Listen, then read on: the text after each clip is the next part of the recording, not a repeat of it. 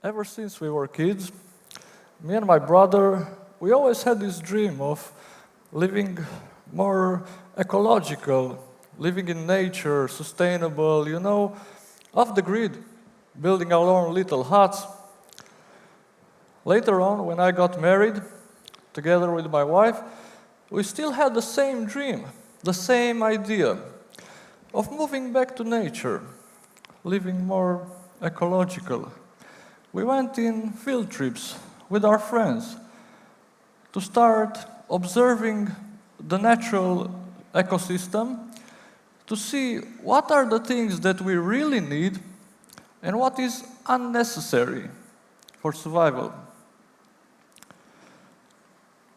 I had this vision that if we would all live more ecological, we wouldn't need to destroy nature.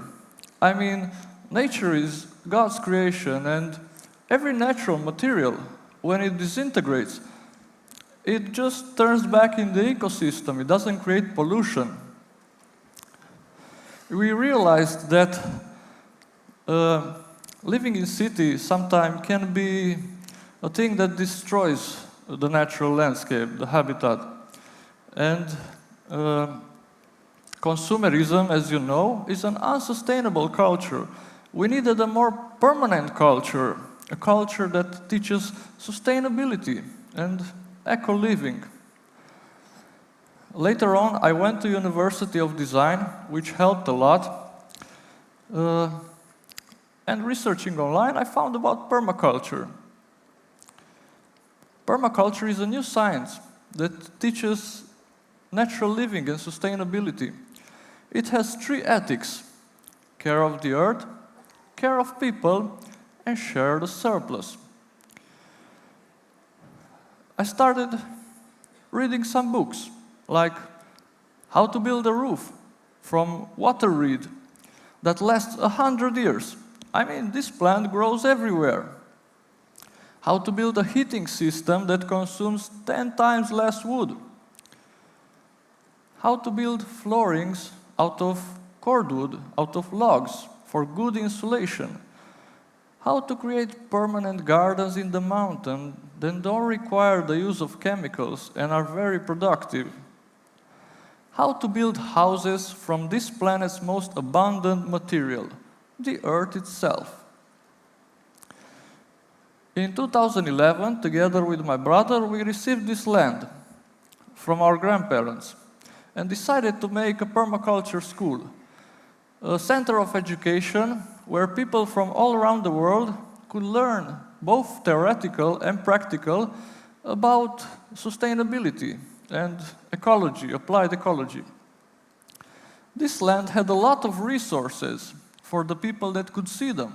I mean, it doesn't look like much now, but it actually had rotten wood, rocks, wooden beams from the old house, a lot of organic matter, some fruit trees, and a lot of sunshine. We had just 5,000 euro, and in 4 years, we proved that you don't have to be rich to have all the commodities you need. Real luxury comes with natural living.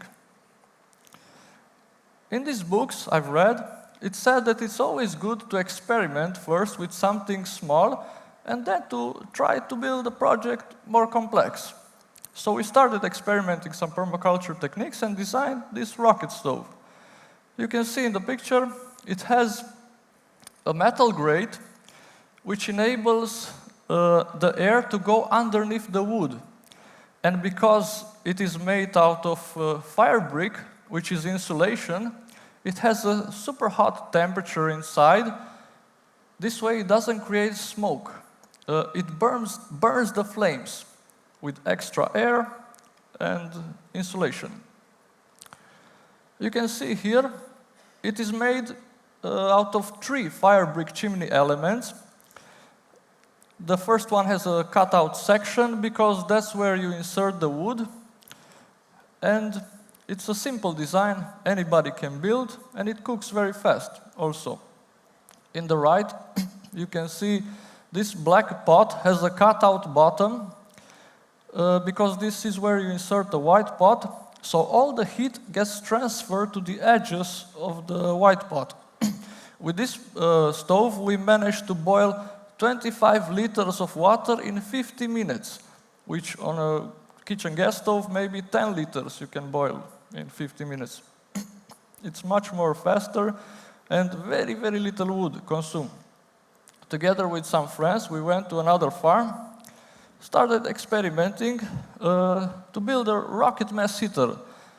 Basically, it's a stove that has two chimneys. One is a smaller chimney, one is bigger. And you put the wood from above, the fire burns sideways, then it travels up the heat riser, which has a chimney effect to drag the heat directly. This stove basically consumes about 2 cubic meters of wood per winter per stove. We don't have to cut down the forest. Here you can see how you put the wood, how it works. Basically, on the heat riser, after you insulate it with perlite, you have to put a big barrel, and then the smoke, the heat goes up, hits the top of the barrel, on which you can cook also, then it goes down and into the exhaust pipe. You must have an ash cleanout at the beginning of the pipe, and to make sure that all the pipe has a slight inclination towards the outside. Also to have another ash cleanout before getting the pipe out of the house, and to insulate the pipe. You can build a cob bench around these pipes using cob rocks or bricks for thermal mass storage. Basically, all the heat remains in the house, not goes up the chimney like a normal stove to pollute. On the top of the barrel I mentioned earlier, you can also cook. If you want to make sure that what you eat is 100% natural, best thing is to grow your own food by gardening. The gardens that we build are made from raised beds, which in this picture you can also see. They are called swales, basically. They are trenches that you can easily, on a bigger scale, dig with a bobcat. We dig them by hand. But the idea is that you make a trench exactly on the contour line of the slope, so the water harvests in the trenches. And you cover them with hay or any organic matter, you make a hole in there, you plant your stuff, seedlings or seeds, whatever. You see how the water collects in spring. In summer, we have no problem with dry season. We don't have to irrigate, we don't have to pull out any weeds, we don't have to dig them every year. They are permanent garden system. That's why it's called permaculture also. We use polyculture, a lot of biodiversity, to create a strong, abundant, healthy system that produces good food and also resists to any pest or bad insect through companion plants, like this French marigold. This flower, French marigold, it's very good because it fights root disease and the smell against the insect. We use lots of herbs and medicinal spices. What can we do with all this food? I mean, sure, you can use natural preserving methods like canning or dehydration, pickles. You can also build a root cellar. Basically, you can see there is a lower pipe in this picture that takes the fresh air from outside until the back of the cellar, and the old one gets out.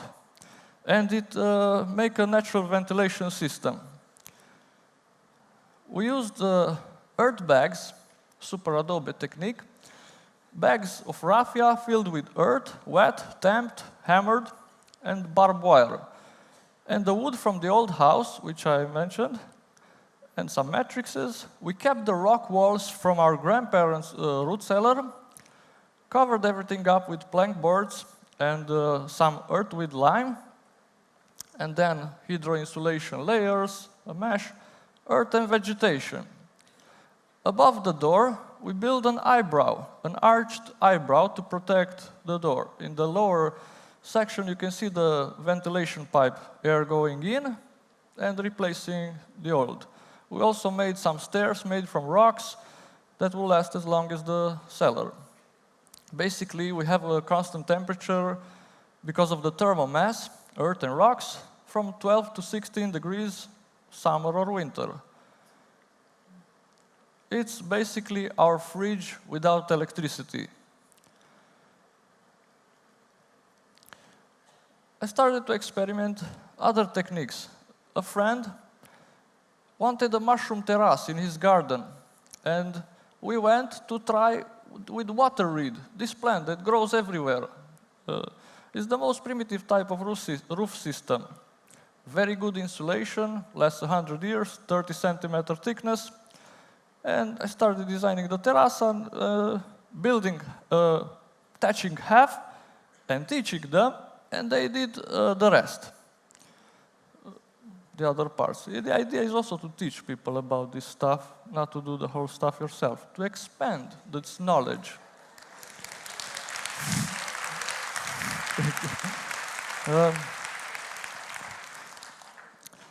Knowing already about thatch roofs and about super adobe, about earthback building, we designed a house, a prototype of domes that anybody can build.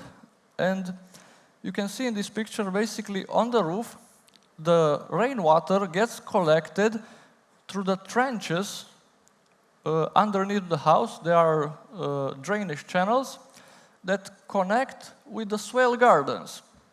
All the water from the roof go the garden.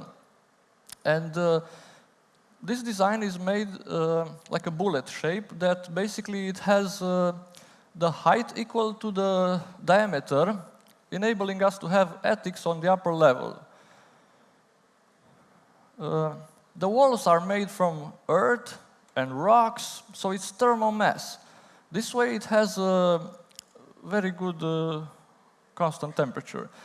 Because of a lot of thermal mass, we don't need to cob the pipes of the rocket mass heaters that I told you, the rocket mass heater. So because of that, we don't use a cob bench in our case. We will have a big radiator. And the flooring will be done from cordwood, 15 centimeter slices of round hardwood. A neighbor helped us with the logs. Another neighbor came and helped us with the cow. He came to graze at the place, and in exchange for the milk and cheese.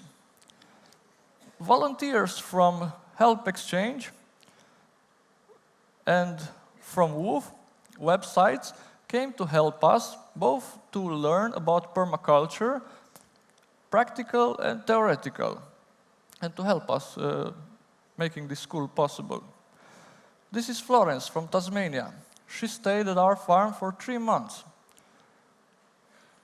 We used cob to plaster in between the bags, and my dad helped with the roof.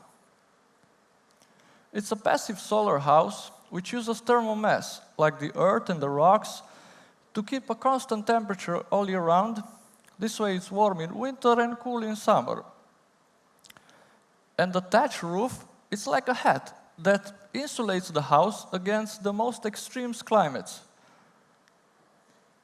When you remove the wooden matrices from the windows, the arches made from earth bags create beautiful organic shaped interiors.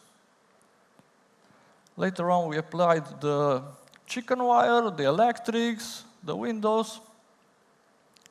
Nadir Khalili, it's an Iranian architect who worked for NASA and developed this technique, super adobe, called earthback building. A quote that I like a lot from him is, he says, the secret to any eco building, the secret to their extra beauty is when you put them next to each other, to have like a story, a few of them. This is how they create harmony. Vegetation will start to grow on the ecodomes, and next spring we'll continue the roof. We'll continue harvesting water reed manually and continue. And we'll start a new project for my brother with cordwood, with logs, and living roof, a hobbit house. It was a wonderful adventure to create this place. It's always good to learn new skills, no matter what age or nationality you are. Try to focus on finding solutions instead of seeing the problems. Try to not stay all day in front of a computer, but to keep your mind as well as your body fit by doing something that you like. Experiment small first until you are ready for something more complex. Focus on collaboration instead of competition, and never give up your dreams. As a school of permaculture, we keep in touch with our students through our online platform. Many of them started redesigning their own lives with permaculture. Tuva from Norway started a goat farm in Zanzibar. Miranda from Ireland bought a land and started an organic farm. Fenia from Germany started a permaculture school in Philippines. Jovita from Las Vegas started an urban permaculture project in Spain with her boyfriend. Sonia from Austria is studying now to design an eco-village. Not all of them, they went on this road, but some of them, they really liked the courses. I hope I inspired many of you to think on the long-term effect of your actions. I hope that you'll consider starting your own projects sometime. Remember, if you start your own farms and they become sustainable and they become abundantly really productive, don't be an end user. Teach other people about it. This is how we stay interconnected. Thank you.